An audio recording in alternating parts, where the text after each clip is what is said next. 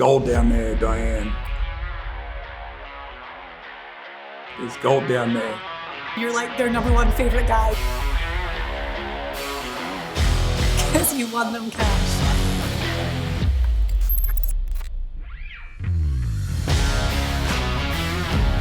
Hi and welcome to the SG Tour Report here on the Sports Grid Network. My name's Diane Knox and we're talking golf. The big picks for the American Express on the PGA Tour. Now I'm joined by Steve Elkington and well, we're going to talk about the course. It's in the desert, Palm Springs. This is an event that has a lot of heritage, a huge amount of history on the PGA Tour and a course that you know very well.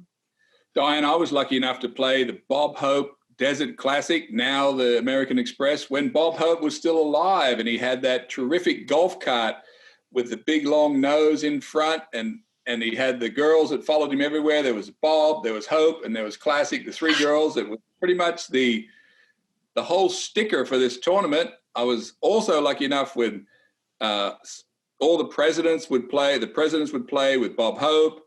And they would play with the defending champ. We played such great old school courses like Indian Wells. It was a time to be alive back then. would be in the tournament and all these legends. And I just thought it was wonderful to go to the desert and play. And you're talking about times where COVID didn't exist. And because of the pandemic, things are a little bit different this year. There's always been an amateur element to this tournament, which is now called the American Express. And as you say, you know, like Frank Sinatra would play, Clint Eastwood. So there were always really big names. This year, it's kind of different. There's no amateur aspect because of COVID. And the tournament usually played over 3 courses at PGA West in La Quinta. This year, it's only going to be played on 2, the Stadium course and the Nicklaus course. So the La Quinta course, which was the easiest of the 3, it's not going to be part of the rotation, and that means that the cut is going to be after 2 rounds instead of the traditional 3. Yes, they're going to play the PGA West Stadium course and the PGA West Nicklaus course. Both courses, Diane, well, let me take you back a walk in time. I qualified for the PGA Tour in 1986 on the PGA West Stadium course. And the golf course was so difficult back then, Diane. We only had a 55-degree wedge in some of these bunkers. I was reminded, one of our producer told us that, when you were there, you were just trying to avoid the big number. Now everything's kind of changed. We've got guys that are shooting 25, 26 under. We even saw the skins game when Lee Trevino, the famous 17th hole called Alcatraz, because it's an island green surrounded by rocks, where he made that famous hole-in-one. It's a great venue for this event. As you say, there's no more amateurs this year, so they're just playing the 2 courses. Average score, Diane, 25 under. So everything about this week is about scoring. Who can do it? Who can actually put 25 under on the board? Yeah, right. I want to go back very quickly to last week, the Sony Open in Hawaii. And a lot of our picks did really well. We did say that Joaquin Niemann was going to have another great week. Those 2 weeks in Hawaii, finishing second in both, losing in a playoff at the Century Tournament of Champions. He has made over $1.3 million in those 2 weeks. So Hawaii was very kind to Joaquin Niemann. Webb Simpson, he finished 4th. We had him as number 1. It was a great week for Mark Leishman, who's one of our Secret Golf contributors. He finished 4th, 66, and then 3 rounds of 65. I mean, that is solid golf, and it shows that Leishman is back. Leishman had a terrible run of form after he won last year at Tory Pines. We'll see him. We'll talk about him next week on our show. But then he finished second at Bay Hill, and he was really off the board for the last 6 months, Diane. But Leishman holds the 5th best scoring record at Hawaii last week, and he showed it again. He finished 4th. I'm so convinced, Diane, that these guys, almost the stats are out the window. It's how they played at some of the courses previously. Mm-hmm. And I'm learning a lot about this horses for courses, and we're going to talk about more of that happens in our picks this week. And I just have to say very quickly, Jay Kaplan, who's going to join us later to talk about the dark horse picks, Matt Jones was one of his, and he finished 11th. Australian, good wind player, which we always say is important for Hawaii. So that was great. But I was so sad because Will McGirt was my dark horse pick, and He was 5 under with only a few holes to play on Friday, and then he ended up missing the cut by 1. I was so sad about it. He stumbled at the end, Diane, with a par 5 on the last hole of both 9s in Hawaii. There's no reason not to get in that cut. He'll be very disappointed in himself. Yeah. But, we've got a lot to talk about this week. This is another course, Diane, that we're sort of, I don't want to call it an unknown player, but this is a place where rookies can get off to great starts, get way under par. I saw one thing that happened this course not too long ago. Patrick Reed shot 63, 63, 63 the first 3 rounds, 27 under. That's just mind-boggling. So we're going to talk about all that, but I do think, Diane, we're going to see the experienced player in the end win this tournament this week. Okay, Patrick Reed won in 2014. It was Andrew Landry who was victorious last year at 26 under par. He is a Secret Golf contributor, and we're going to hear from him very soon. The year before that, Adam Long. And then 2018, it was John Ram who lifted the trophy. But it was a tense battle at the end between him and Andrew Landry. So it kind of goes back to what you said, that certain guys will go out and play well on certain courses. And Andrew Landry proved it last year. He certainly did. And, just to go back to the Hawaiian Open, we talked about last week where a medium range hitter, but a great putter, great scrambler would win, and Kevin Na proved that again. This week, Diane, is all about putting. Okay. Who can close their eyes and swing and hit the ball between all this trouble without too much drama? I mean, there's a lot of visual distractions at this course. There's rocks, there's water, there's going across nasty little greens with, all kind of little hazards. And the guys who hit the ball naturally really well. We saw our own Jason Duffner win on this course in 2016. So what kind of trademark or what kind of signature is left on players that win here? Putting, and putting. It's like real estate. We need that. We need to be putters this week. And this is a Pete Dye course. And as you say, it's that visual intimidation off the tee. And I always think of Pete Dye with TBC Sawgrass. It's that kind of thing, especially on the stadium course where there's over 90 bunkers on the course. I think there's water hazards on 7 of the holes. So you stand on the tee and there is that intimidation that you have to get over.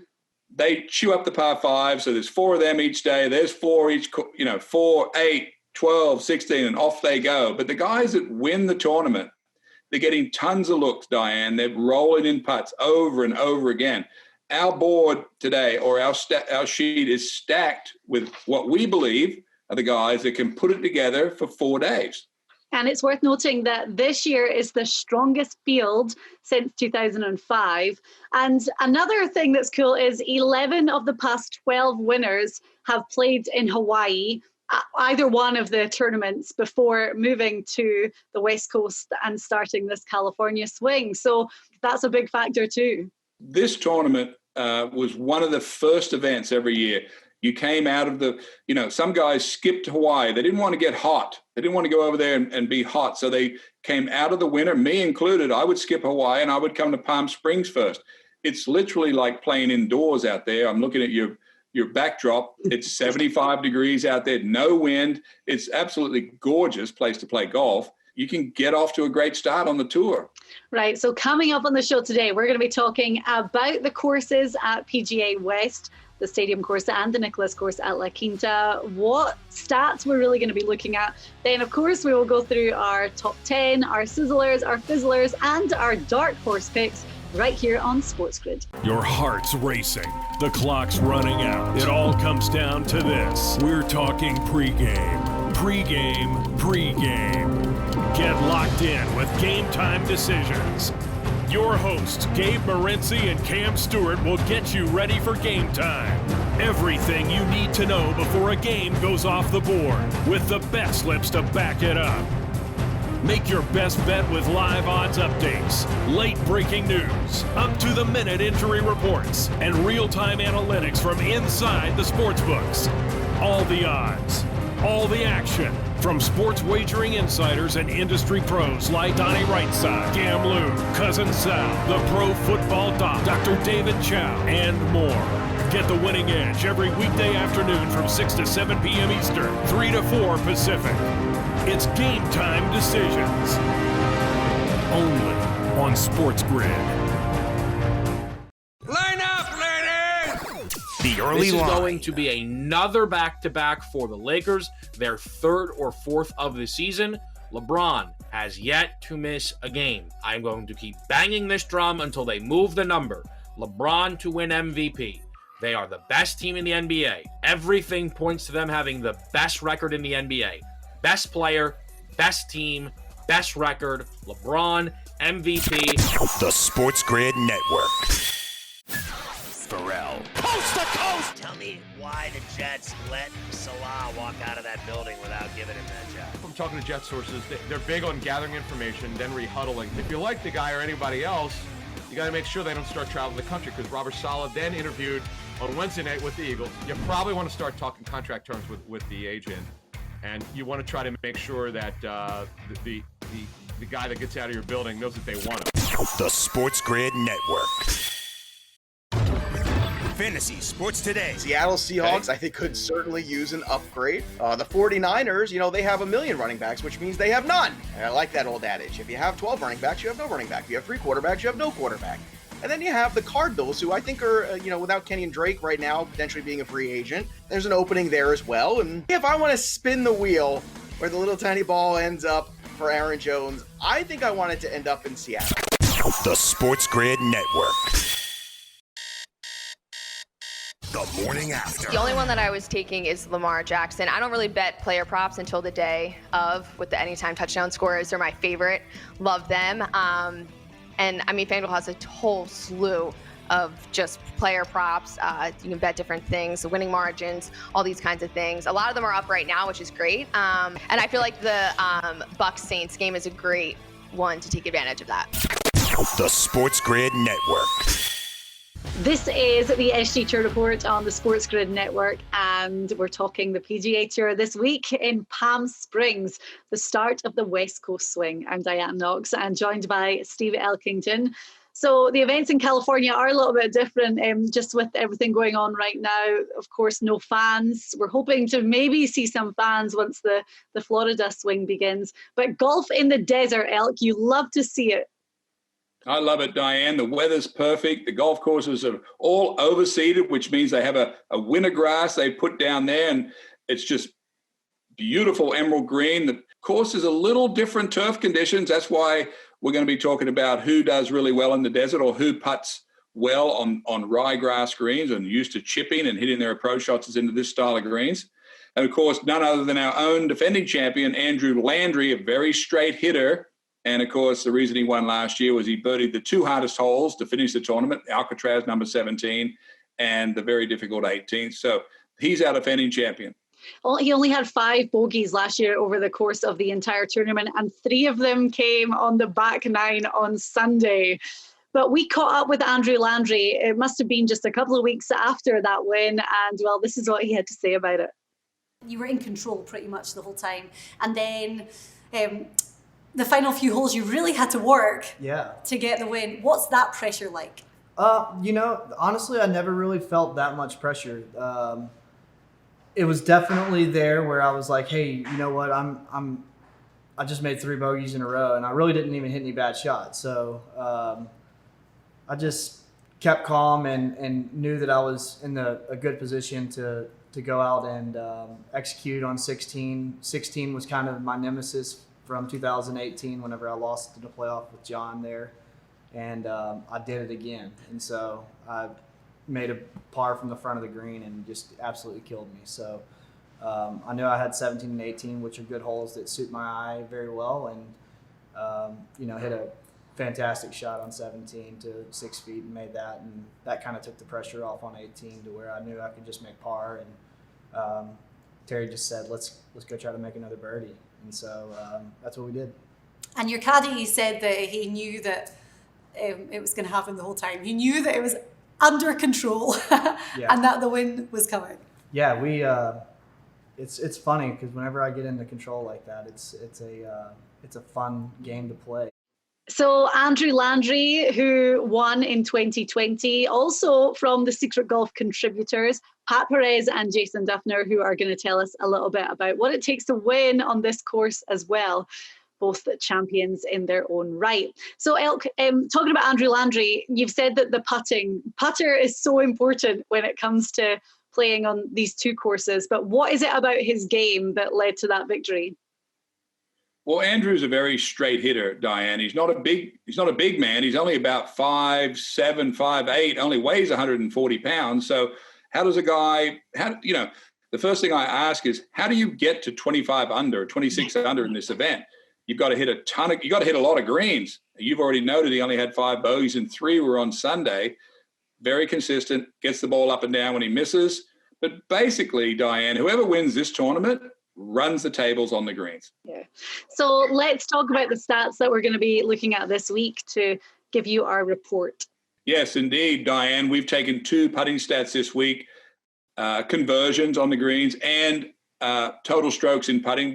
I think, as I said earlier in the show, I think it's putting, but we've got to hit greens. We've got to get on the green to get looks. Driving distance does not play a factor. Yes, we're going to talk about some of our guys that are at the top of this board that just demolish the par 5s, but also have the skill set around the greens. But in my mind, Diane, to play well at this event and to actually come away with the trophy, it's all about what is happening on the greens. Okay. I'm going back to driving distance.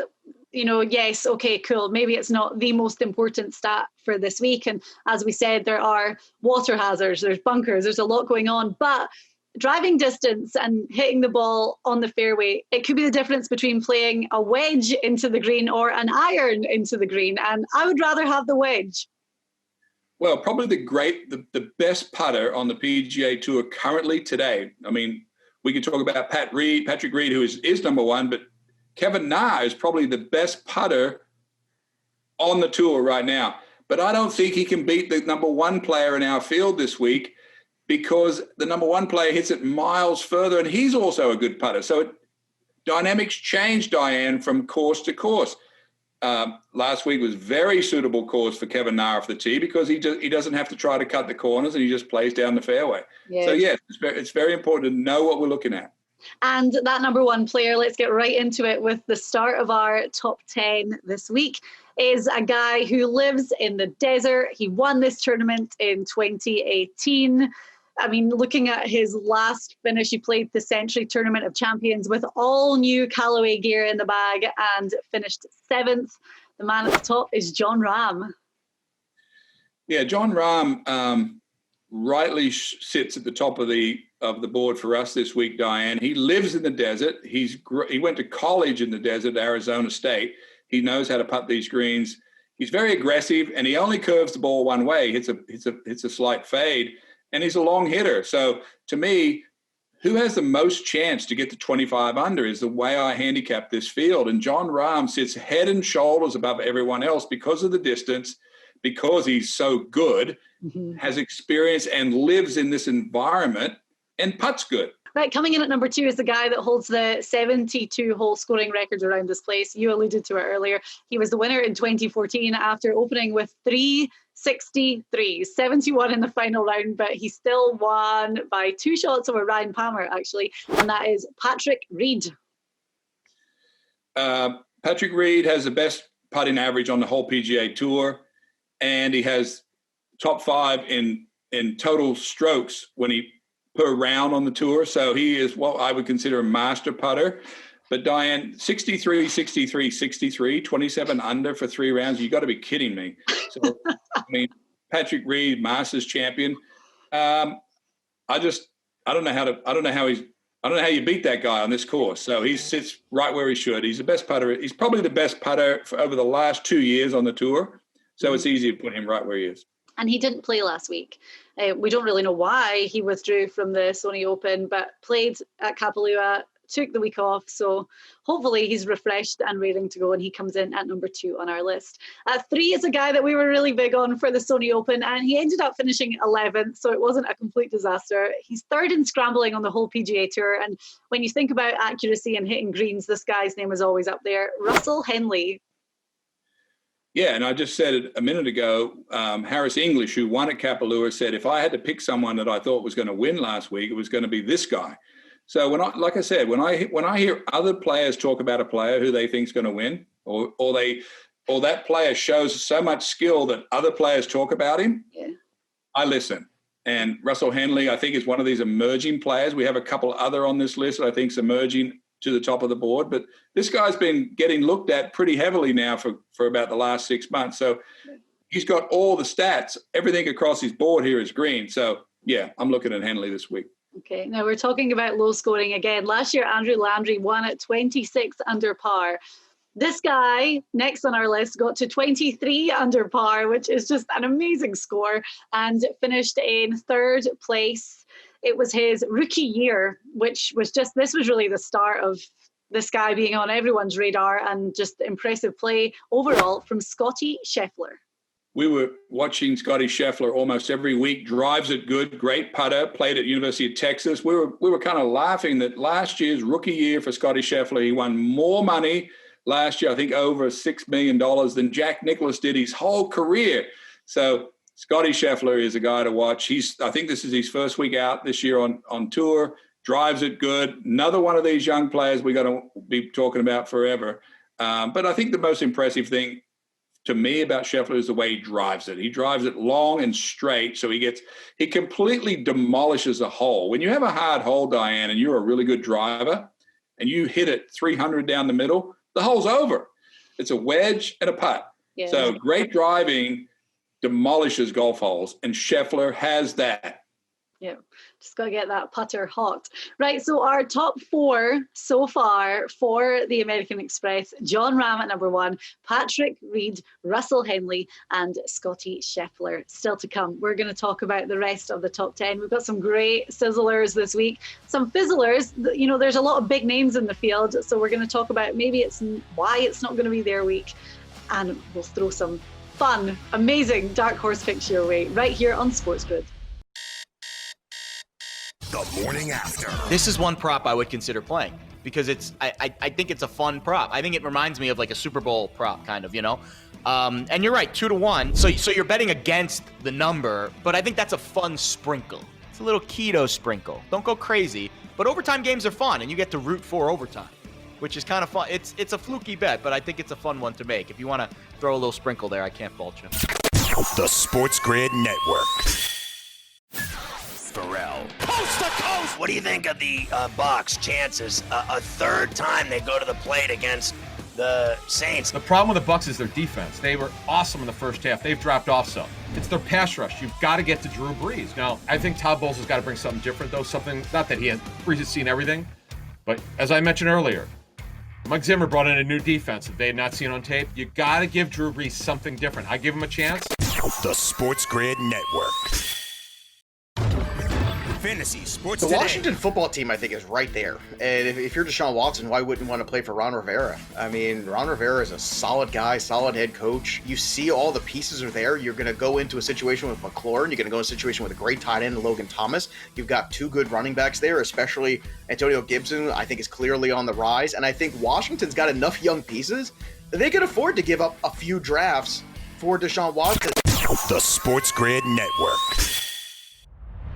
The Pat McAfee Show. Phillip Rivers.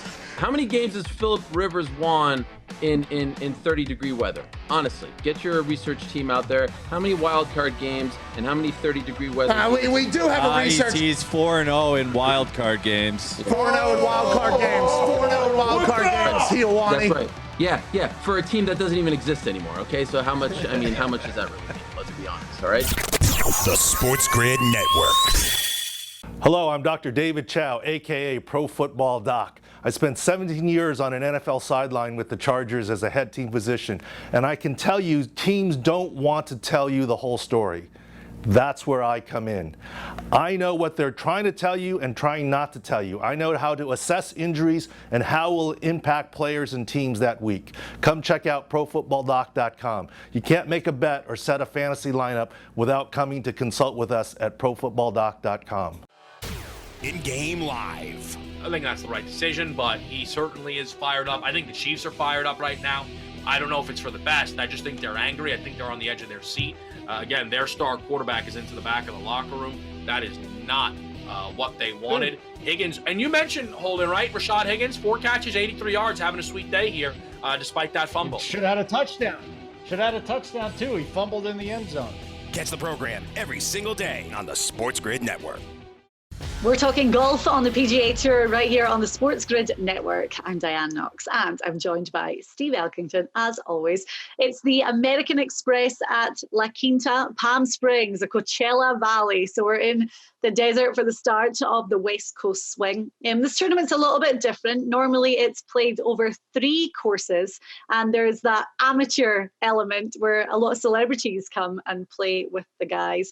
But this year, because of COVID, it's just going to be a standard PGA Tour event over 2 courses still, but the cuts will be at the end of Friday, and none of the big celeb names like Clint Eastwood and Bob Hope and all the people that you remember being there, the big classics. It was a great event, Diane. And, you know, when I think about this next man on our list, I think about guys that get super, super hot in their rounds. When I think back of Lanny Watkins or Halo, and when they could literally scorch the grass off a golf course. This name is a little different for us, being in the top 5. Joel Damon.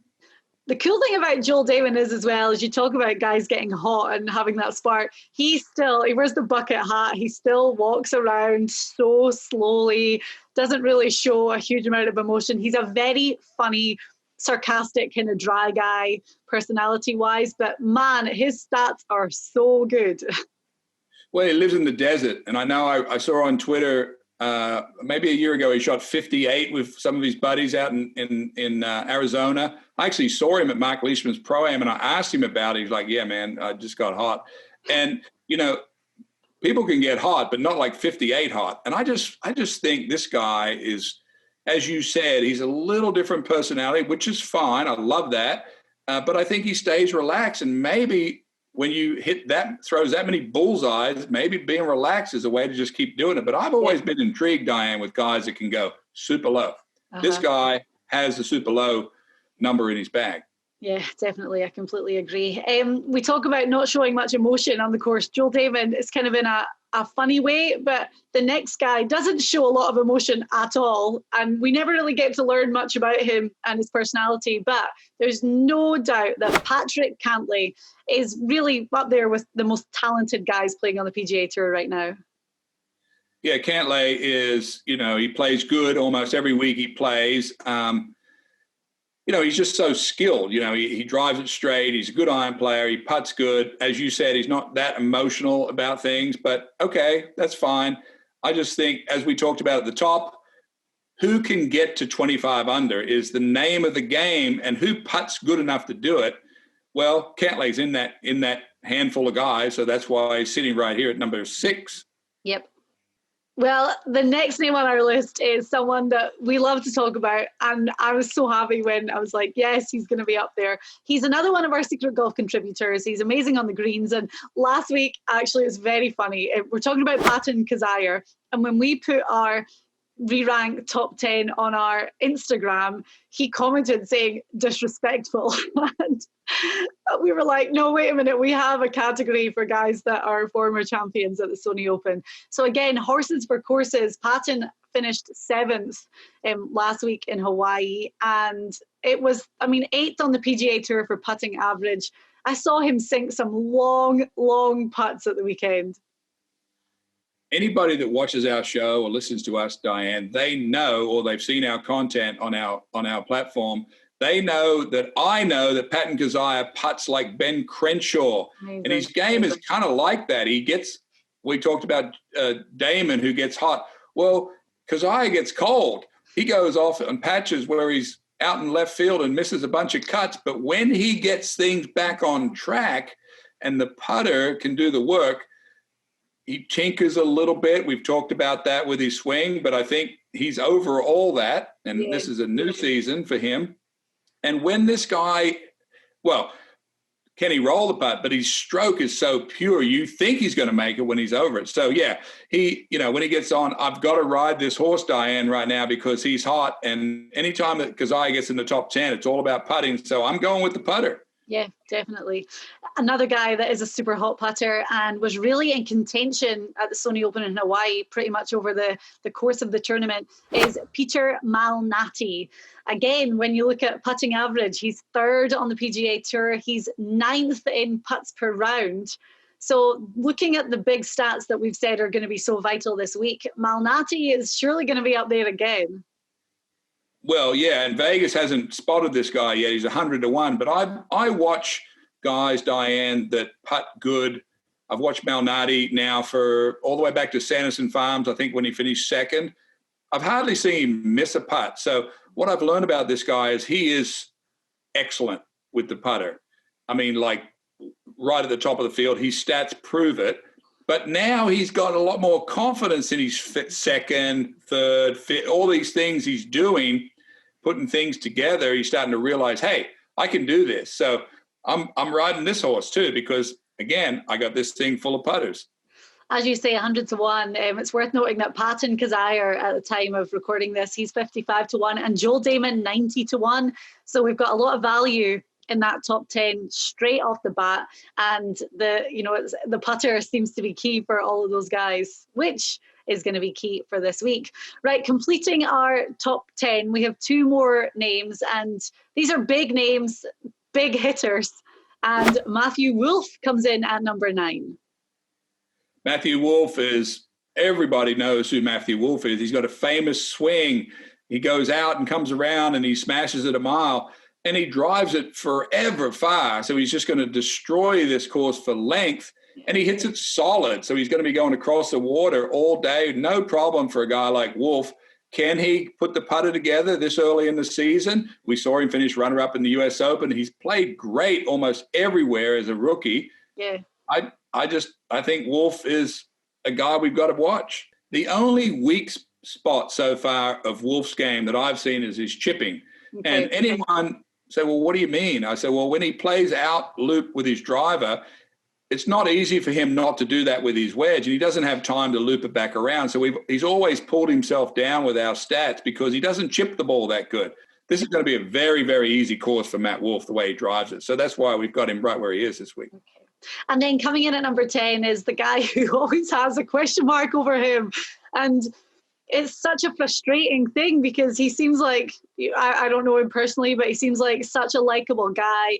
He is insanely talented. He's always up there. Whenever he tees it up in an event, you expect him to do well. He just needs to get that win and get the monkey off the back of Tony Finau. Tony Finau is the worst putter in the top 10. However, he's from the desert. And I don't say that in a derogatory way. It's just true. And everybody who's listening to this show knows Tony Finau doesn't run the tables ever. But we did see Jason Duffner a few years back, who's a very similar player, very straight. Of course, Tony hits it a lot further than Jason. Mm-hmm. Tony's a great driver, great iron player. But can a player that's not a great putter win here? I think so, if he hits it good. So Finau has been off the boil for a while now. Surely at some point, Diane, like Leishman, he's going to come back around, and we're picking him because he lives in the desert and he's going to be very familiar with this turf. Okay, that's important this week. So that completes our re-ranked top 10. I'll go through it again for you. John Ram, Patrick Reed, Russell Henley, Scotty Scheffler, Joel Damon, Patrick Cantley, Patton Kazire, Peter Malnati, Matthew Wolfe, and Tony Finau. Right, there's some big names playing this week, and we'll talk about them shortly. We're going to get into some sizzlers. Now, with the field this week, again, as we said at the start, it's the strongest field that they've had here since 2005. There's some big names playing, but there's also some names that have great value, and they shot up our re-ranking. The first guy we're going to start with is Sam Burns. He's our first sizzler this week. He had a top 10 finish playing here last year, and I mean, he hits the ball a mile. He's a little looking guy, but he hits that ball so far. He has been on the radar for a while. We just need to see those good 4 rounds from Sam Burns, and this is the course that it could happen on. Well, when you talk about what kind of skills does Sam Burns has, you talk about top 5 in driving distance and top 5 in greens and reg. So when you think about putting that kind of action on top of this course, he's going to destroy it from tee to green. I mean, he should be able to play 4 under on the par 5s each day. That's 16. And, you know, his putting is solid, top 70. So, yeah, I'm real high on this kid. He's another guy that we're going to be talking about a lot. But Sam Burns is very strong, hits it great. And I just think he's good value this week. Mm-hmm. What's his odds? 66? 60 to 1. Yeah, great value, Sam Burns. Mm-hmm. Yeah, I think so too. And the next sizzler kind of falls into the same category, I think. And someone who is more experienced playing on the PGA Tour than Burns. In his last outing, he finished 3rd. Cameron Trangali is 100 to 1 this week. There's good value in that for sure. Yeah, and he jumped into this slot today because of the 100 to 1 value, Diane. He's the best value on the board that has his kind of skills. Drives it good. Quite honestly, I don't really like his swing that much, but he hits it straight. And I think, how does a guy get to 25 under, or who can, and, you know, that can do it, like hit it straight, knock it on the green and knock it in. And Trangali does this stuff quite a bit during the season. He was right there at Sea Island this year. As you noted, 3rd place. I am big on Trangali, and I like him here this week. When you say you don't necessarily love his swing, what is it about it? Well, his follow-through is low and around to the side, and that tells me maybe his balance is off at impact, but it doesn't affect him. I look at it and I think, well, that should have went left, but then it's on the green. So I think it's just a quirk. He's kind of tall. He's got long arms, long legs. So I think it's a quirk of his swing. Yeah. But he's a good player, and he's up there a lot. And he quietly goes about his business, and he's a run the table kind of guy. Okay, well, our first 2 sizzlers, Sam Burns and Cameron Trangali. Still to come, we have one more, and it's someone that we know very well. We're also going to look at the big names in the field this week, a lot of them making their first start of the 2021 calendar year. We'll maybe tell you why they're not going to be the best picks for this week, and those dark horse picks as well, right here on Sports Grid.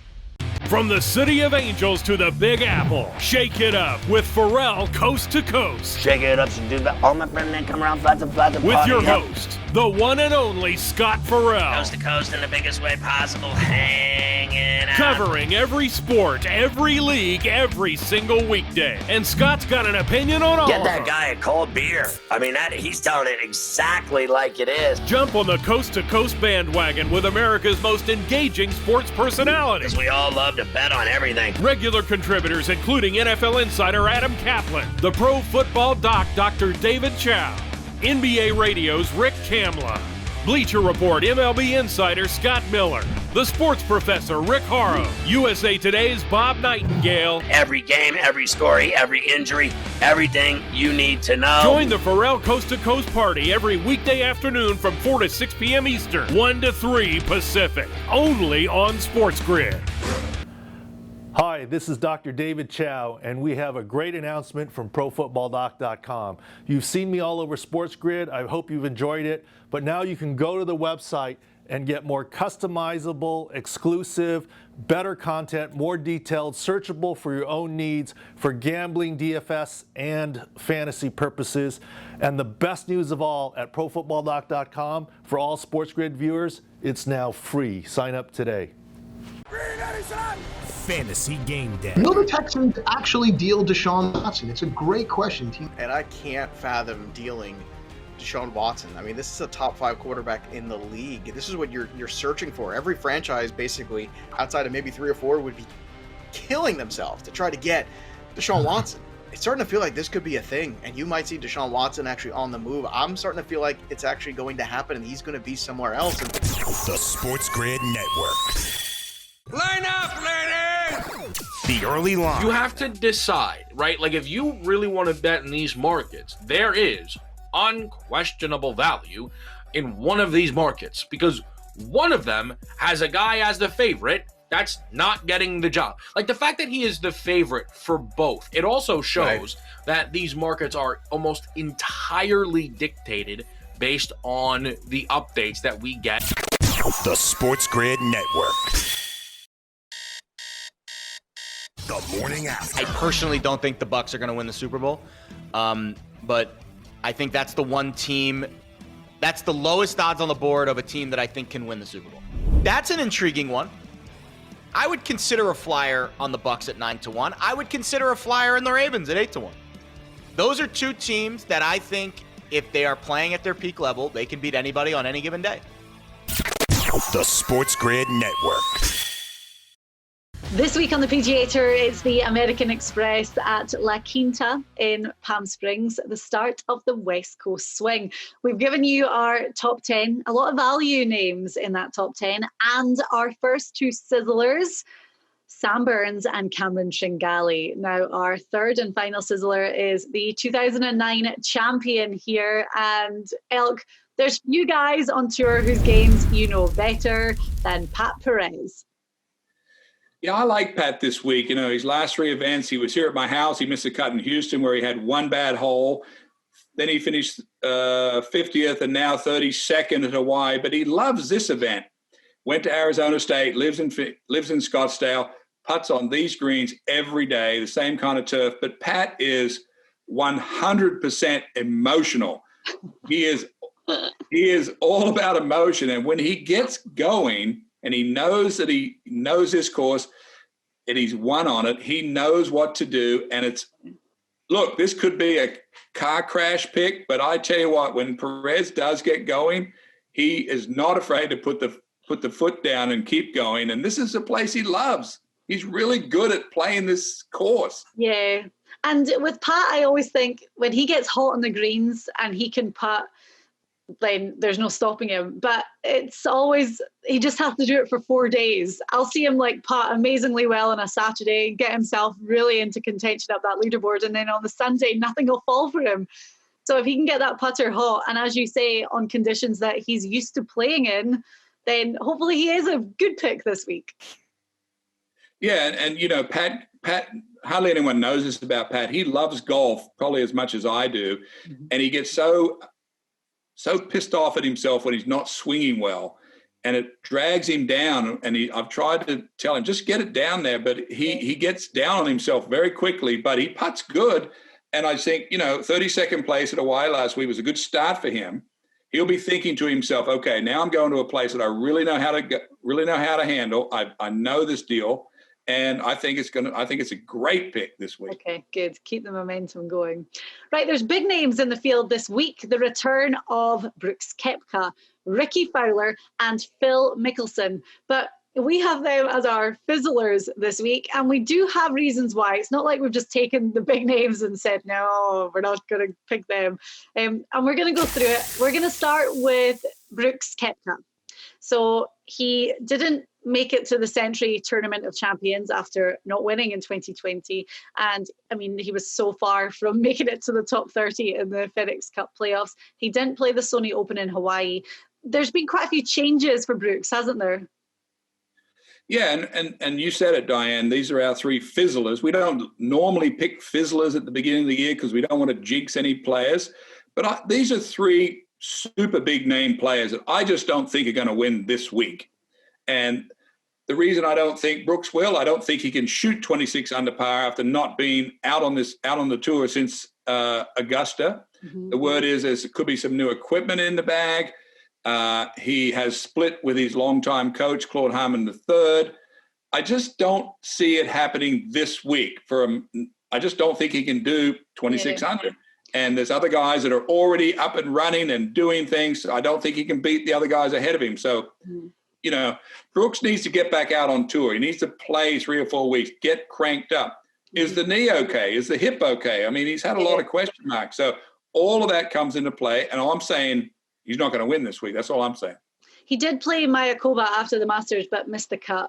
And I heard in the golf rumor mill that he was seen out on a driving range with a whole heap of Shrixon representatives, and they were testing clubs, they were testing a ball. I've searched online, I haven't been able to find anything about it. You know, maybe we'll see by the time this goes out what he's going to be playing with at La Quinta, but that must trigger the fact that there's something in him that's like, okay, we might need to make some big changes here. You know, I sort of hate to see it, even though I didn't say that about Rahm, but sometimes when guys get big contracts and another guy's left out, like Brooks is not maybe in that position, he feels like he's got to go over and do something big to sort of hold his position with everyone else. And I don't know, I've seen mistakes made, but let's just get out on tour and see what he's got. Okay. Ricky Fowler, I've got a question that I want to ask you, or a point that I want to make in a few minutes. Ricky's last top 10 finish was this tournament a year ago. When you look at a name like Ricky Fowler, if you don't follow golf, I think Ricky's such an overhyped player. He's an over-commercialized player in that he's on every advert. He's got a lot of big sponsors, and they milk it for all it's worth. But, you know, Ricky Fowler, where's his game at? Another guy that's made some big changes. Normally speaking, you would have to consider Ricky Fowler in the show 10 minutes ago in the top 10 somewhere, because he putts so well. Every person knows Ricky Fowler has that little firm stroke, very aggressive putter, makes all kind of putts. But where's his swing? Where's his game? We've heard he's changed coaches again. He's changed his swing again. I just can't go with him being a favorite this week, Diane, when I haven't seen the guy. He hasn't been out on tour. I don't know what I'm looking at. Is he trying a new action? I'll be able to tell you as soon as I see it, but I'm just saying I got to see what's going on with Ricky Fowler. I got to see his swing, because I know the guy can play. I've seen it for years, but not yet. Ricky's still such a big name in golf, and even though the results aren't backing it up, he's still such a profitable name. And as I said, you know, he's on adverts for everything. Sometimes can that get a little bit distracting? Like, say you're at a tournament for the week and you've got your sponsors that are asking you to maybe do this, do that, or the other, photo shoots, whatever. Can that become a little bit distracting from what you're there to actually do? Well, when you know, Ricky's life has changed over the last few years. You know, he's already been very popular. He has, you said, he has big sponsors, and now he's married. So, you know, your time gets cut a little bit in different areas. But, you know, I think Ricky's big question is what's he doing with his swing? I mean, he used to have I loved his swing way back, and he tried to take out that downstroke action he had that like Sergio has, and I thought that was a mistake. However, that's just me. But Ricky plays a ton of good golf. The question is, I said earlier in the show, the guys that can close their eyes and just make a swing and it goes straight, he hasn't answered that for me yet. I got to see what he's got swing-wise.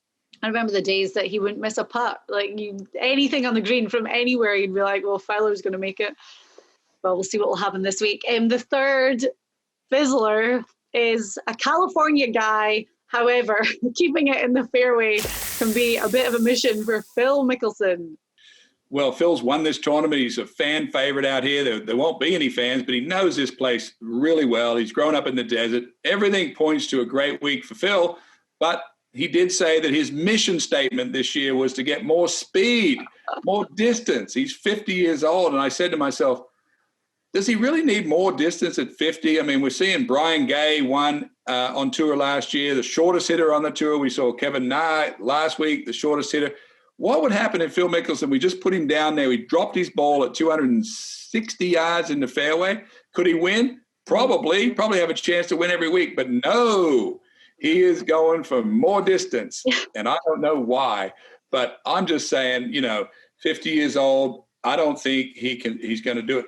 If there was a guy, it would get hot, but I don't know. But I'm not seeing it, Diane. He's the host of the event this week, so all eyes are going to be on Phil. He loves that attention. He's 50-1.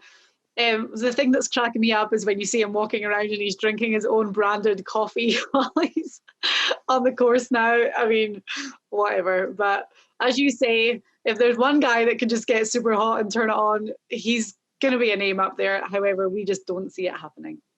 Well, I know when he was winning the majors, he wanted to hit more fairways. If his mission statement was, I am just going to be in the fairway, then maybe we would have talked about him 15 minutes ago. Right, Elk, thank you very much. We will catch up with you next week. It's the Farmers Insurance Open at Tory Pines, a course that we love to talk about, and we will join you again for that. Thank you, Diane. Moving on to the dark horse picks. Last week, actually, we did 3. We usually do 2. So I feel like we're kind of on this roll where we're throwing out more dark horse names, and why stop? I'm joined by Secret Golf's Jay Kaplan, a.k.a. the dark horse expert. Dude, Matt Jones, what a pick that was. Guys hooked me up twice. I used him last year, and he finished 4th. And this year, he just kind of hovered around the top 10, and I kept waiting for him to make a little run. He didn't really make a huge run, but a good showing nevertheless. Okay, finishing 11th. I mean, that was amazing. And Matt Jones, good on you. I wish I could say the same for Will McGirt, who was doing so well. He was doing so well. He had a late eagle on Friday, and I'm like, here we go. And then he just fell to bits and missed the cut by 1. But I kept saying on Twitter to people, stop tweeting me about Will McGirt. Well, you were really touting him going in, so you may have earned that attention. I got very excited. Right, so we're going to rattle through these dark horse picks. I'll start with mine. I've got one name that I'm really big on and another guy that I'm just going to mention casually. But my first dark horse pick is 66-1, which to me is crazy. I feel that those odds might change a little bit, but for a guy that's finished second, third, second in 2017, 2018, 2019. 2020, he didn't play because his wife was giving birth to their first child. He has an amazing record around this course, and it's the Canadian Adam Hadwin. Now, this is one of those ones where I'm throwing current stats out the window because, as we've talked about a lot, it's horses for courses, and guys that come to a place where they just have that magic formula. For Hadwin to finish second, third, second, he knows it. He's got it. He feels comfortable here. So Adam Hadwin is my first dark horse pick, which it baffles me he's even a dark horse pick. I wanted him as a sizzler, but hey, that's where he is this week. So I want to remind you of the hell that you unleashed on me when I picked any player as a dark horse that was under 100-1 in Vegas. Yeah. You remember that? Yeah. 66-1. Is he a dark horse? Are you living in the past because of his past performance? Well, I guess we'll find out. I guess I'll let you have this one this What week. I said to Elk was it would be very remiss of us not to talk about him on the show. And if he wasn't going to be a sizzler or in the top 10, then I'm like, we have to put him in somewhere. So there you go. I'm just going to throw out my other name, which is a 300-1 pick. My record has not been great, so I'm not going to go heavy, but Akshay Bhatia. He's 18 years old. He's 6 foot. He weighs 1 pound more than I do, which doesn't make me feel great, but his stats are so good. They really are. He had a great showing at the Safeway Open. He started hot at Mayakoba not too long ago. So he made huge leaps up our re-ranking at 300-1. I'm going for the Bhatia. Well, Diane, add 1 more pound and you might be my dark horse for next week. If that's what we do. So let's get to the real stuff. All right. You know, this is my wheelhouse, and I've scoured through the field, and this is a big field, and it's a field that, as you said earlier, has some really big names. And this event is not accustomed to having so much depth. My first one, and I'll hold mine back for a big reveal in the next segment, but my first one's a West Coast guy, played college at Cal Berkeley, so he's very familiar with the climate. He has won on the PGA Tour before. In fact, a great event, the Wells Fargo event. So we haven't seen this guy since he finished 12th at Mayakoba, which is a great fall season event. And he's been away working on his game, and I like the fact that he's been working on his game. He tweeted he's excited to get back at it and compete. My pick this week is a dark horse. It's former Cal Bear, Max Homa. He putted phenomenally well at Mayakoba. I thought he was going to win at one point. So, all right, cool. I like it. And as long as they tweet that they're going to play well, I mean, that's like the magic formula. And he is 140-1, not like one of your 66-1 guys. We have one more dark horse pick still to come here on the SG2 Report on SportsGrid. The morning after. Walking through this Eastern Division, this Metro Division. A lot of tough teams. You can honestly take the Islanders, Washington, Philadelphia, Pittsburgh, and Boston maybe should be a cut ahead of them, but Boston's got some injuries to start the year. They're not used to playing all these teams all the time. I think you can take those 5 teams, Smitty, and really I think they could finish in any order, top 4. The Sports Grid Network. Fantasy Sports Today. Saints are favored by 3. The number is 51.5. I got to tell you, Benny, Tom Brady in the playoffs is always a different Tom Brady. Tampa Bay has played 7 teams this year that are playoff teams. They're 2-5 against those teams. The only other playoff team that they won against this year was the Green Bay Packers, who's the number 1 seed in the NFC. Right. They lost twice to the Saints. They lost to Kansas City. They lost to Chicago. They lost to the Rams. That's 5 other playoff teams. The Sports Grid Network. Pharrell. Coast to coast. The Browns they're getting double digits in Kansas City. They don't match up very well, but you did say one thing which is very key here. With the way you beat the Chiefs is you can have success running the football. They don't stop the run very well. Sometimes they do, but overall, the belief around the league is that you can run against them. With those running backs, Hunt and Chubb especially. Chubb was unbelievable last night, particularly in the pass game. How about that? Right. I give him a puncher's chance. The Sports Grid Network. Maurice Allen, 2015-2016 European Long Drive Tour champion, 2017 world number 1. Me personally, I keep my game face on me all the time. Especially coming out of the bunker, leaving the range, or even leaving the course. What's your story?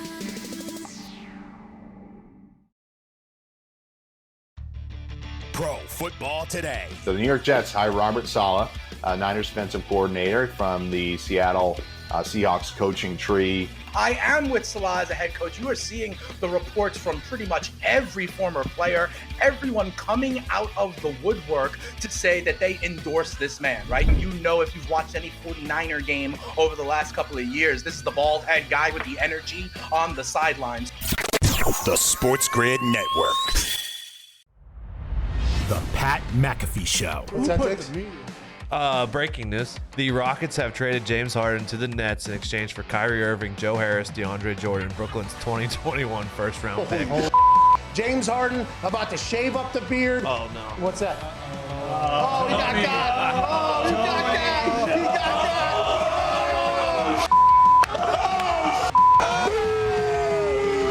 that. The Sports Grid Network.